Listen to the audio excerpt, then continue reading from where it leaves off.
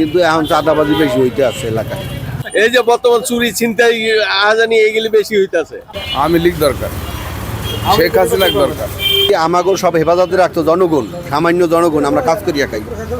তাহলে মনে করেন যে আমাকেও ভালো হইতো। তা আমরা তো হেফাজতে থাকি না। আমরা রোড দিয়ে গেলে আমাকে একজনের ছোড়াটা এটা আড়াইকা দেবো, একজনের কোপ দিব, এইটা করবো। এই হাসপাতালে ওইগুলো যাইতেই না।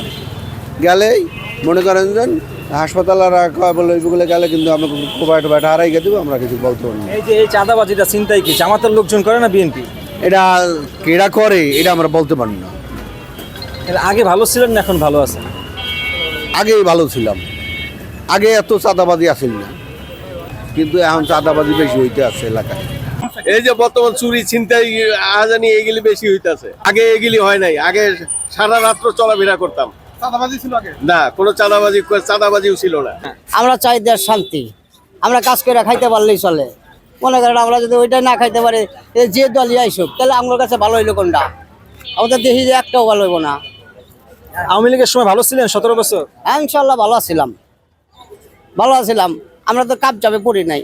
এখন তো এই যে করছেন, এখন তো আরো কাপ যাপ। এখন কাপজাপটা কিরকম? কাপ যাবে এখন কাম করে খাবারতেছেন ঠিক মতো, আয় ব্যয় নাই, কিন্তু কাম করে খাই আর শান্তি থাকছি।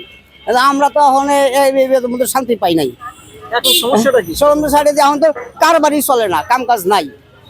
এখন কাম কাজ নাই, তখন তো 3000 বেশি, এখন তো মনে করেন 1500 2000 বেশি। আওয়ামী লীগ দরকার, শেখ হাসিনা দরকার। উনি ছাড়া এই দেশ কন্ট্রোল করার মতন কেউ নেই। এই মানুষের কন্ট্রোল করতে পারবেন? এই দেশের উন্নয়ন যদি করতে হয় তাহলে ওনাকেই দরকার।